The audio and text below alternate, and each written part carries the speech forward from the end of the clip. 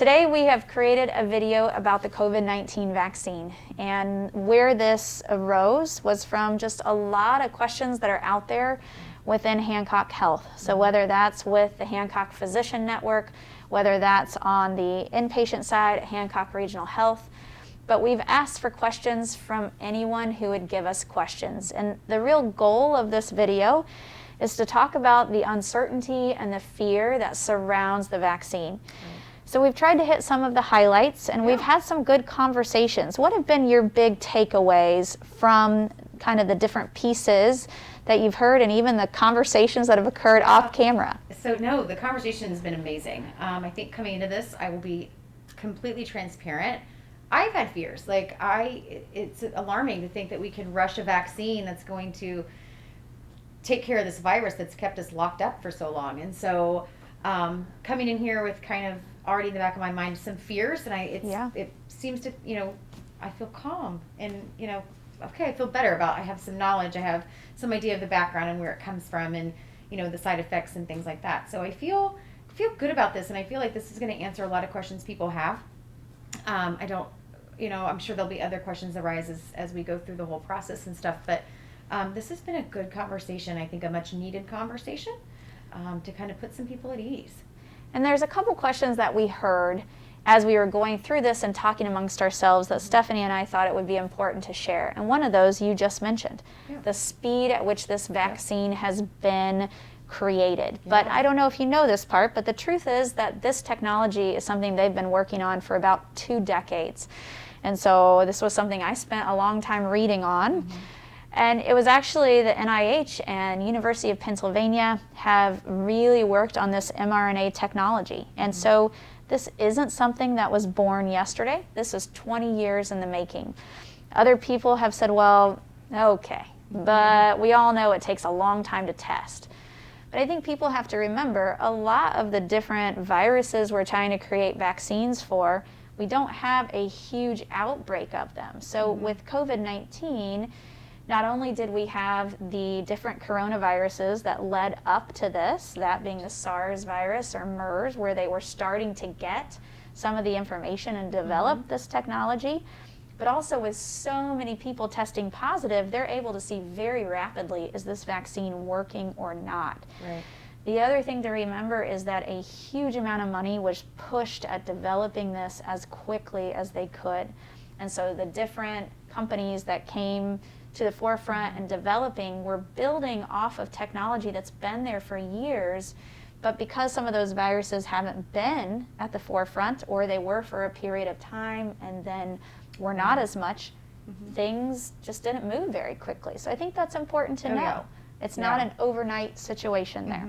Yes, correct. And I think we talked about too briefly, it's people get their information from all sources. Yes. And it's always a information check-in, I guess, is kind of the best way to say it. And so if you're getting your news sources from social media, it's probably not the most accurate, and things like that. And so let's remember where we're getting our information. And so I think this whole panel discussion that we're having is just genius. It's going to be great. I think it's going to answer a lot of questions for people. Great. So we hope you enjoy what you've put together. A special shout out and thank you to 9-Star Connect for loaning us their wonderful videographers and doing a lot of the video editing, so we are very grateful. Last thing to say is just kind of an overview of who's going to be talking to you today, who's going to be answering some of the many questions that we got. Obviously, you know Stephanie Swan. She's going to reintroduce herself during the video today. Myself, I'm Dr. Julia Compton. I'll introduce myself again at some point in the video. We also have Dr. Amanda Goldstein, one of our family practice physicians, Dr. PJ Halter, one of our pediatricians, Dr. Tom Jones, one of our OBGYNs. We also have Steve Long, who is speaking on some of the pieces that you're talking about, Stephanie. So the media, and knowing that right now the way that the media gets you to take a look is they put up a headline that may be completely wrong, but they're trying to draw your attention in to read the article.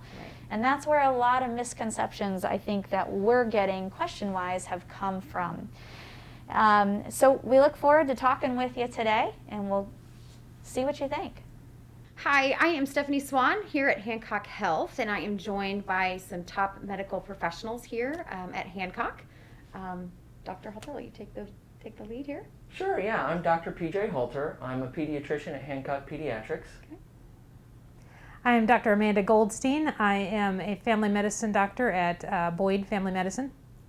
And hi, I'm Dr. Julia Compton, and I'm the president of the Hancock Physician Network. I get the privilege of working with these fine folks, and we're excited to be here with you today, talking all about COVID-19 vaccine. So the good news is we have them all here today to kind of answer the questions that are on everybody's mind right now about this vaccine that's coming out. We're fired up for Friday, V-Day, right? We're excited. And we're here to get you informed. I think it's important that if we have questions, that we ask them and that they get some answers. So we're going to go right to the professionals, okay? And so answer at will, answer in length. We're going to start with Dr. Goldstein. Who should not be getting this vaccine? So there's really very few people who should not be getting the vaccine. And that would be people who have had a prior dose of it and had a severe allergic reaction, people who have had a severe allergic reaction to any of the components of the vaccine in the past, and then anyone under the age of 16. As far as being allergic to the components of the vaccine, there is no nut products, there's no egg products, there is no latex. So all of the sort of most common allergic reactions don't apply, and it is safe to get even if you have allergies to other medicines or any food products. Okay, awesome. So here's my next question, kind of off the cuff. Mm-hmm. What about people who are basically young and healthy? I kind of immediately think about those 20-somethings that are, in the prime of their life, if you will. What about those people that think maybe I don't really apply for that because I'm healthy? So it is very important for the young, healthy people to still get this vaccine. We know that it's going to take 60 to 70% of the population getting this vaccine in order to get to herd immunity, and it's that herd immunity that's really going to get us out of this. Because it's then that enough people are protected that there won't be as much transmission from person to person. And we can't get to that percentage without the young, healthy people joining in and getting the vaccine. It's also important just because we know that a certain percentage of young, healthy people will still have a really bad course with COVID-19. And so it's safer to get the vaccine and not take your chances with getting the actual virus itself. Okay. So last question for you, I think. What if you have an autoimmune disease? Is that recommended as well to get the vaccine? So that's a question I've been asked a lot. So yes, it's still very important to get the vaccine. The people with autoimmune diseases and people who are immunosuppressed were not included in the vaccine trials. However, there's no live virus in this vaccine, so there's no reason to think that there's any increased risk for these people. And we know that they're at a very increased risk of actually having the illness itself. And so it's definitely important and safe. And it's possible that some people that are immune suppressed won't have as robust an immune response to the vaccine, but any response is better than none and is safer and better than getting COVID-19 itself. So Dr. Compton. Yeah. So you're kind of at the forefront of this and kind of leading the charge, I feel like, and getting people excited about this. It's kind of like the light at the end of the tunnel is how I'm looking at it. It's been 9 months coming, I guess. So here's a question I think that's on everybody's mind too. How does this vaccine kind of modify my DNA or my RNA or things like that, scientific terms? Like you hear things on the news and we've learned that people take little snippets of what they hear and turn it into a whole different storyline. So how does this vaccine actually work with the body? Yep. So first of all, just to say, I think there's so many of us who are at the forefront who are fighting. And so I just want to say a thank you to this team, but to everybody at Hancock Health who is just working so hard on this. So I would say, I think the science behind this vaccine, Stephanie, is one of the things that has people really worried. It's something that's different. It's something people haven't heard a lot about, and it raises a lot of questions in our mind of, well, why is this technology coming out right now? And so I had to educate myself, just like I think most of us have to, whenever there's anything new that comes out. And the fancy words are, it's an mRNA vaccine. Well, that takes us all the way back to high school biology, and then you think, oh, I don't remember that. So basically the way to think of it is that the way this vaccine works is it delivers mRNA to your cells, and the mRNA basically acts as a blueprint or plans to tell your body how to create and start an immune response. That's, I think, the simplest way to think of it.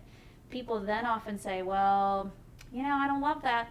It's something genetic, it's funny there, it's going into my cells, don't mess with my cells.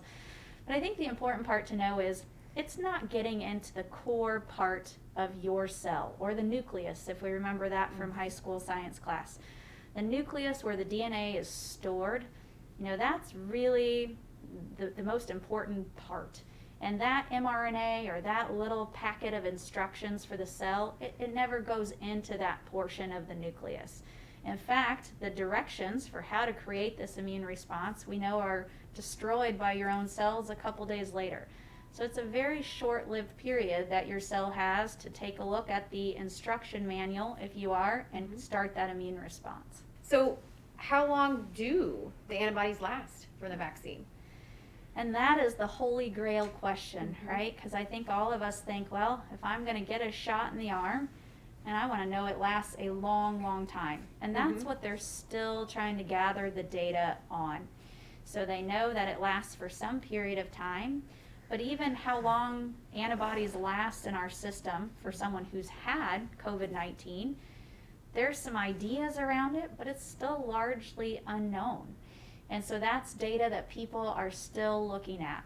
There are some suggestions that this could be a yearly vaccine, like the flu vaccine. There are other people that think maybe if you create a very robust or big response to the vaccine, that it may be longer than that. So I think time will tell on that answer. So my next question was kind of like, will this be an annual thing? But you've answered that for me. Maybe. So we'll see. We'll see. I think that's the honest answer there, is we'll see. Okay. Yeah. Dr. Halter. Yeah. Hi. Hey. How are you? I'm great. I'm really glad to be here. Okay, and so really glad glad to you're- be a part of this too. Good. I'm so glad. Yeah. Well, I'm going to kind of have you tackle some side effects. I know that's kind of the big one. You hear all, you're not going to grow a tail. I think people kind of think about that, right? Yes. Yeah. So what are some of the side effects that we can expect? Well, sure. Unfortunately, I mean, like with any medicine, any new vaccine, there are side effects. And the good news is that in the studies that were done with the vaccine, the side effects seem to be pretty minimal, but definitely were there. My understanding from the studies that were done is that up to 50% of people who get the vaccine can experience some extreme fatigue and chills. I'm sure you're aware that this vaccine is a 2-dose vaccine. Yes. The studies showed it seems that the side effects are much worse after the second dose of the vaccine. Okay. There are also some other side effects seen too, but they were seen in maybe 1 in 3 to 1 in 4 people, and those included fevers, muscle aches, headaches, body aches, joint pains. Okay. Typically, though, the side effects that were reported lasted maybe only a little over 24 hours, maybe up to 36 hours, so pretty short-lived. Okay. But is there Tylenol? I know. Tylenol, ibuprofen, I think it is a good idea. Okay, and, so- and I'm certainly planning on doing that myself, or at least having it ready. Having it ready. Okay. Yeah. So again, the vaccine benefits outweigh the negatives when it comes to Absolutely. like a Absolutely. reaction. With the vaccine being so new, Mhm. okay, how do they know how long these side effects typically last, or if there's long-term side effects down the road? Well, we can only really understand and know this from the studies that were done, and the studies were conducted through really late spring and through the summer. So the individuals who got the vaccine only go back, maybe 6 months at the most. Okay. Yeah, sure, that's not enough time to really see into the future, but I think the studies that were done were very sound studies, and they really weren't dissimilar to any other vaccine that's been studied in the last 20 years as far as the different phases of trials that were done. Okay. So how long are people having their antibodies? Like those that have done the trial, are they having their antibodies 6 months? I mean, do we know? Is it? As far as I know, that information hasn't been published yet, so Okay. I'm So not we can aware of wait that. for that. And Yeah. see what they say about that. Okay. But in your professional opinion, again, the vaccine outweighs the side effects. Absolutely. Absolutely. The benefits are Absolutely. better. Yeah. Okay. Awesome. As with all medications, anything that vital organ issues, things like that. I know when you go, like I'm sure Dr. Goldstein, if they have a patient that's on 5, 6 different medications, you have to go through, okay, what's going to go with what is, same thing with the vaccine. Like if you're on a litany of medications or have a list of health concerns, what are some things that you should be discussing with your doctor? Sure. I mean, I guess I feel like that's kind of a two-part question. You know, can it affect the organs or the other organ systems that could be affected by this? And the only way I can answer that right now is that we really don't know. The studies that have gone on do not show any effects on any organs. But I'll say this, we do know that COVID can affect your organs. Yep. COVID can damage your lungs. COVID is now a concern for young athletes when it comes to their hearts. We know it can affect your kidneys. We know it can potentially cause strokes and injuries to the brain. I think I'd rather take the choice of getting the vaccine than take a chance with COVID. Thank you so much for taking time out of your crazy schedules. I know it's been a long year for everybody, and basically the takeaway today is that the vaccine is important. It's crucial for us to get out of this, and thank you so much. And I am lucky to be with Tim Livesey today, and we are going to talk COVID vaccine. How are you, Tim? I'm good. Good. It's good to have Ready you. to talk about the vaccine. That's right. We've heard some crazy stuff from people and fears and anxiety and questions. And so I'm going to ask you a few things I need to hear from the horse's mouth, All right. some responses, okay? So some of the things I'm hearing is, what about diabetics? Is it safe? There's no contraindication for diabetics not doing this. There's been no studies that show they can or cannot, but it is not contraindicated in any of the literature at this time to not be able to get the vaccine due to that. Okay, so does it do anything with their blood sugar or anything like that? Nope.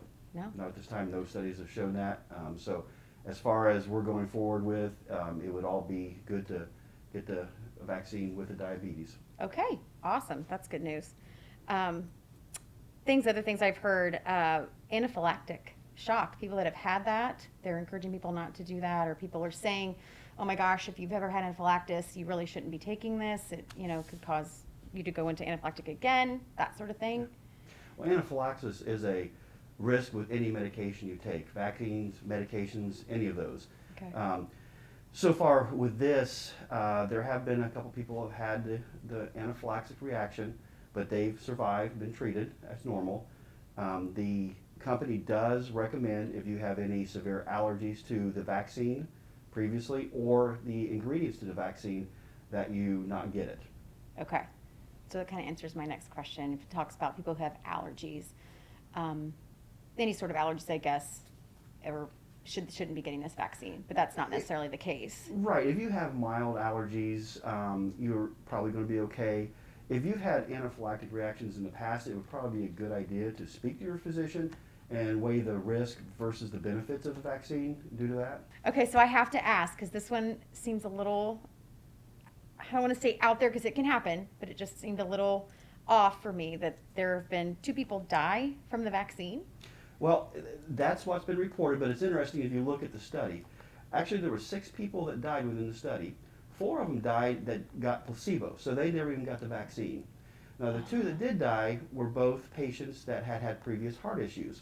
One of them died 62 days after the vaccination of a cardiac arrest, and then the other one died 3 days after the first dose, but he had atherosclerosis. So both of them had previous issues with heart problems. So to this date, there's been no documented deaths that were contributed to the actual vaccine itself.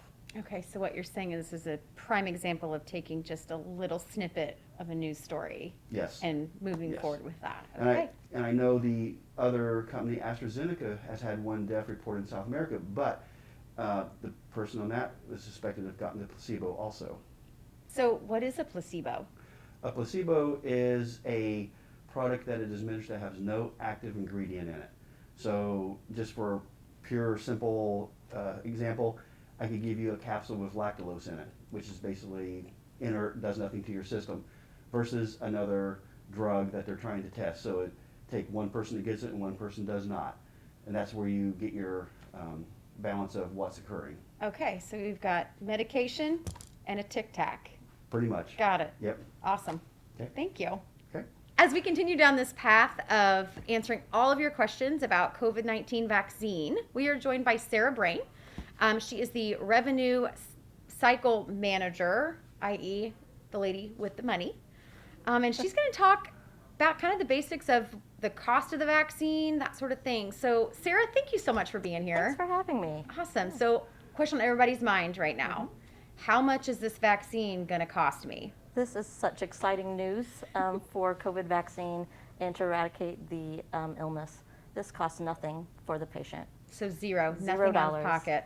Nothing out of pocket. That's awesome. It is. Very, very awesome. It is. So here's my next question. Sure. Is this vaccine mandatory? Absolutely not mandatory, but it is highly encouraged Okay. to eradicate the illness for sure.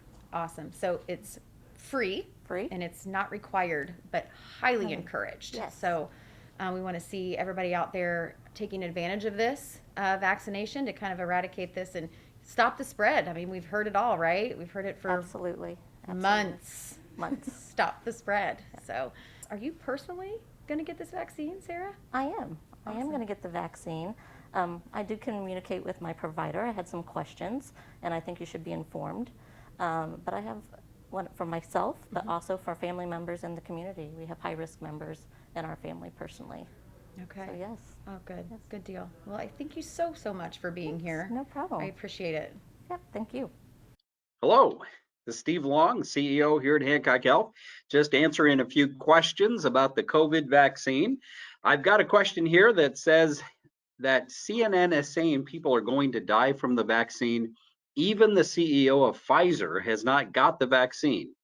And in fact, I went out and looked that up for myself, and I did find the interview with the president of Pfizer on CNN.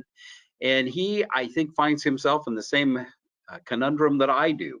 I'm not clinical, so I don't see patients. I'm not on the front line. And while I would love to be the first one to get the vaccine, I am not on the front of the line because there are others that need it more than I am. So I will tell you, I am at the very beginning of the line for those of us that don't actively interact with patients. Unfortunately, I think that's where the guy from Pfizer is at as well. So he's kind of stuck there. I don't think there's really anything to it. I think as soon as he is able to get it and do it ethically and not jump in front of the line in front of other people, I'm sure he's going to get it. I have one here that says, I've heard some patients say it's the government's way of tracking us. You know, that's interesting. I actually had a person send me a link to a YouTube video the other day that said basically the same thing, that the vaccine is going to have heavy metals in it and it's going to be tracked through 5G and the government's going to know where we're at. So I got to tell you, I'm no clinician, but I would be really reluctant to think that there's anything in the vaccine other than exactly what should be there. And I will tell you also that I think if the government wants to track us, I'm carrying this around. I'm betting that you're carrying one of these around as well. This is a much better way to track us than doing it through a vaccine. So I'm not worried about that at all. And frankly, I'm not really worried about this either, even though I think that Facebook sometimes is listening to what I say. But I hope that eases your fears. I don't think the government's going to be tracking us through the vaccine. And I encourage you to get it. I think it's going to be safe and effective. I look forward to getting it myself. I've got a question here, and I think this is really interesting. It says Google went down for a brief period on December 14th, and it did. I actually read about that myself. And the question goes on to say, I have heard that there is a possibility of a major hack into the vaccine databases, or even some sort of potentially extraterrestrial intervention to have us take the vaccine. I know that some would classify this as a conspiracy theory, but is there merit? So let's kind of parse this out a bit. In fact, Google did go down, and I think that I saw they had some kind of major malfunction of their hardware, and that has unfortunately become not too uncommon over the last many months as we have been involved in the pandemic and the shutdowns and all of that. We've all been doing so much more online that it has really stressed out the internet, all the equipment. So I'm not surprised they went down. I really don't think that's probably anybody hacking into them. You never know, right? We were hacked about 3 years ago. Those kind of things do happen. The vaccine databases, I'm not sure what the databases would be. I can tell you that there's no central worldwide or federal repository of names for the vaccine. I mean, we're having enough problems right here in Indiana figuring out who's getting the vaccine and when and just trying to schedule it all. So I'm not too worried about that.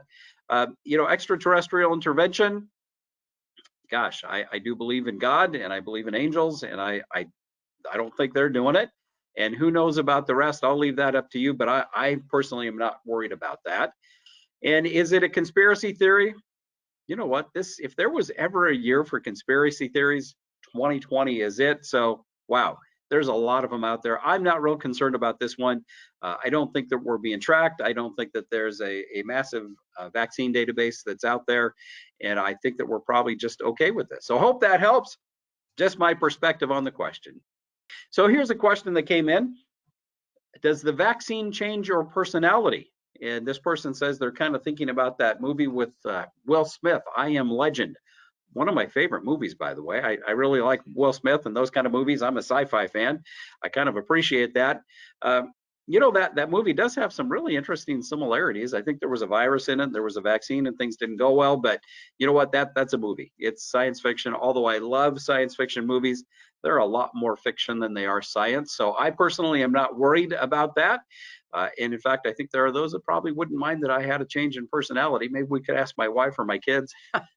They might agree because I'm a little goofy sometimes. But does the vaccine change your personality? I don't think so. And I'm not too worried about that. I'm looking forward to getting the vaccine myself. I think it's going to be both safe and effective. And I would encourage you to look at it too. Here's a question I've gotten. How do you educate and encourage groups of Americans who don't believe the virus is real to A, be better informed with real data, and B, understand how their participation in vaccination not only helps them, but helps the community at large? Well, I tell you what, this is one of those things where people really have to do the research themselves, or they have to hear it from a trusted source. And I can tell you, I'm not a doctor, not a nurse, therapist, clinician, pharmacist. I'm none of those things. So I have to really read things for myself, and then I have to trust the people that are around me. I can tell you, I trust our doctors. I trust the nurses, the pharmacists, the clinical teams. So I have no doubt that this vaccine is going to be both safe and effective because they've done that research. I've done my own reading. So I think that's what people have to do. They either have to do the research on their own, read the material, and listen to the people that they trust. And I'm hoping that people trust us here at Hancock Health. In relation to the second part of that question, how their participation in the vaccination helps not only them, but the community at large. Look, here's the thing that we know. There's only one way out of the pandemic, and that is through herd immunity. And there's only two ways to get it. One is that we can get enough people sick that we all have antibodies to the virus, which really only works if that antibodies are permanent, and nobody knows that. In fact, it's kind of seeming like they're probably not. The only other way out is a vaccine. So the only way, in my estimation, that we get out of this pandemic and get back to as normal a life as we can have is by having enough of us get the vaccine. The last I heard, that's like 70 to 75% of people at minimum. So each and every one of us getting the vaccine contributes to reaching that 70 or 75% of the population minimum requirement that it's going to take to get herd immunity. I don't know about you guys, but I do not want to wear a mask anymore. I want to take it off. I want to shake hands. I want to give hugs. I want to go out to eat. I want to go to the movie theater because I want to get back to regular life. I'm getting the vaccine. I think it's going to be safe and effective, and I hope that you'll get the vaccine too. So here's a question. How do you address concerns and convey trust for many in the marginalized communities, especially people of color and those in different socioeconomic circumstances that have been disproportionately affected by previous and current health policies, as well as other historically unethical medical practices? that the vaccine is safe. So how do you convince folks that are really thinking about the past? And let me just say right up front, there are horrible things that have been done in the name of medical science in the past. All you have to do is read the history books and you can see them. So it is no surprise that people would be leery of just accepting from the news media, right? Because you turn on the television and you get on the internet and you can just get about anything you want. So you have to begin to trust the people that are around you and trust the folks that would know. So I trust our clinical teams and our physicians and nurses and our pharmacists here. And they have done the research. They have read the literature. So have I. They've helped me to understand some of it as well. I believe it's going to be safe and effective. I think that the way we get folks to understand this is by having enough of us actually get the vaccine. So they look at us and say, well, you know what? They had a good experience with it. It didn't hurt them because it shouldn't hurt us. And that after enough of us get it, then everyone else will jump on board. So I think it's really incumbent on those of us, especially in healthcare, to get the vaccine so we can send a message to everybody that it is safe and that it's effective and that it is the only way out of the pandemic. So here's a question I have. People are worried about those lawyer ads on TV stating if you were given the COVID-19 vaccine in 2020 or 2021, you may be eligible for compensation. Does that sound familiar? Yeah, I see those ads on TV all the time. It's like there's lawyers that are out there looking for a way to make money in any way they can. So the question is, should I be worried that this is going to happen after everybody has taken the vaccine? Is there any truth to it? And if not, why are they showing these? Now, I have to tell you, I haven't actually seen any commercials like that yet, but it would not surprise me at all if commercials like that didn't come around at some point at the rest of this year, probably into next year. And those are just a fact of life. Every new medical advancement comes along with somebody that's out there trying to take advantage of it. And if there's anything they can take advantage of, they will. I am not worried about that because I believe that this vaccine is both safe and effective. The literature, the research, and the references that I've got from our very own physicians and nurses, pharmacists, our healthcare teams, and my own research and reading lead me to believe that this is going to be really great for us. Plus, I know this, it is the only way out of the pandemic. So I encourage you to get the vaccine as well. And I hope that helps with answering this question. Hope you have a great day.